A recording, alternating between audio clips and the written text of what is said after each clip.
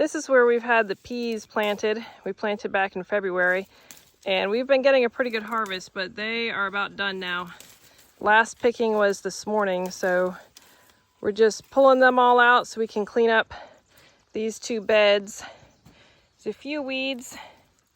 We'll clean all that out, and this bed is going to get planted in strawberries, and the second bed right there will be planted in bush beans. We have some bush beans going, but I like to plant every few weeks with bush beans if we can.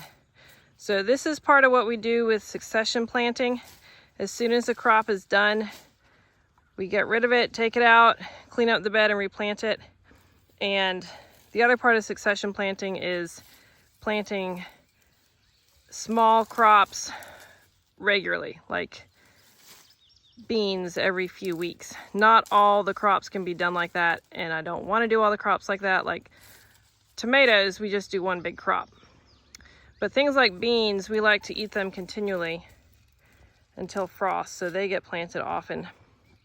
These cattle panels will get pulled out of here, and we're going to move them over to the tomatoes because we need to get them up on a trellis. So this is perfect timing.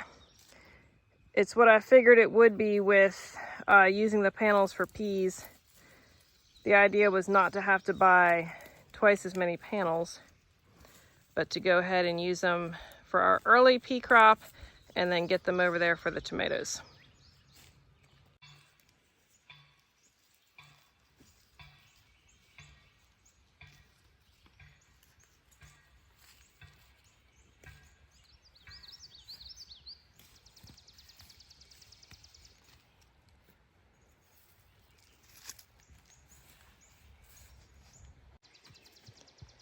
We always attach the cattle panels to T-posts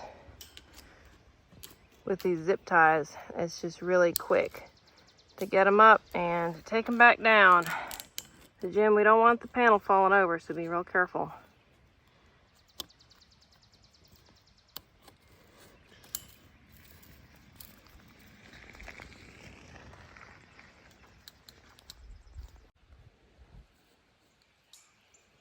You ready?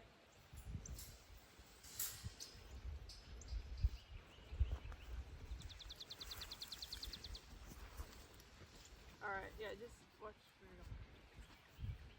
Okay, just lay it down. Why don't we lay...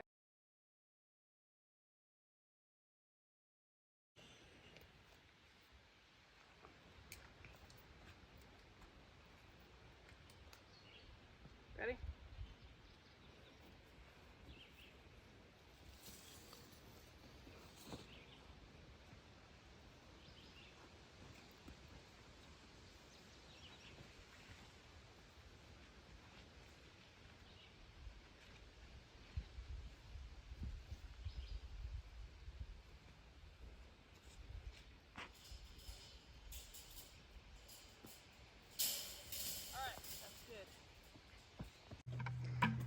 We got the panels out, and now we're just cleaning up these two rows. We got a lot of weeds out by hand, and now we're just going over them with the hoe. And all these potatoes that came up, we're just hilling around them because we eat a lot of potatoes, and any potato that wants to grow around here, we will definitely take.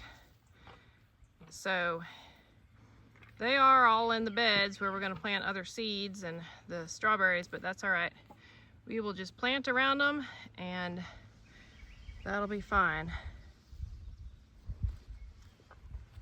The potatoes over here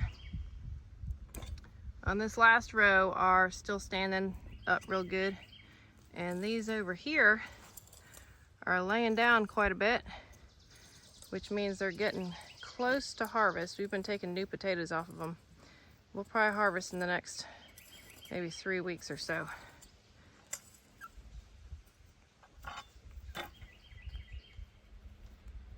All right, we're gonna get ready to plant our beans. This is what I like to do when we do succession planting. As soon as we pull out the old, clean out the bed, and we get it planted immediately, because there's no reason to waste space or waste time. We just want the garden producing in every spot that is available.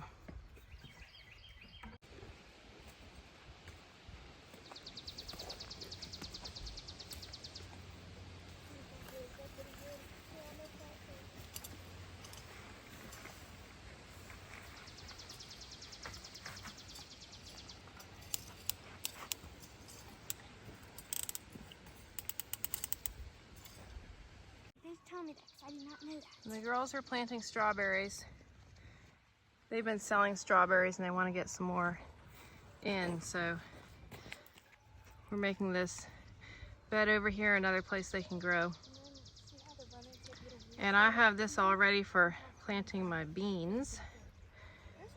On all of my beds I do 2 rows, so I've got a trough here and a trough here to plant in. I never plant just 1 row of something. And this dirt here that you saw me dumping, this is really nice soil. I dug this out of the path between 2 beds. We mulch all of our garden with grass clippings, and it ends up breaking down and turning into good soil. So every once in a while I'll dig out the path between rows and add it to the top of a bed just to make the bed a little higher. All right, I'm gonna get planting here. The girls are gonna cover their strawberries after they get them planted, because strawberries don't really like to be disturbed, especially when it's hot out. So they're gonna water them down real well and cover them with some row cover. These are the seeds that we're planting. I like jade bush beans. I haven't been able to find these for a few years, and I saw that Johnny's had them, so this is what I always used to grow, and I really like jade, so we're gonna go ahead and plant them.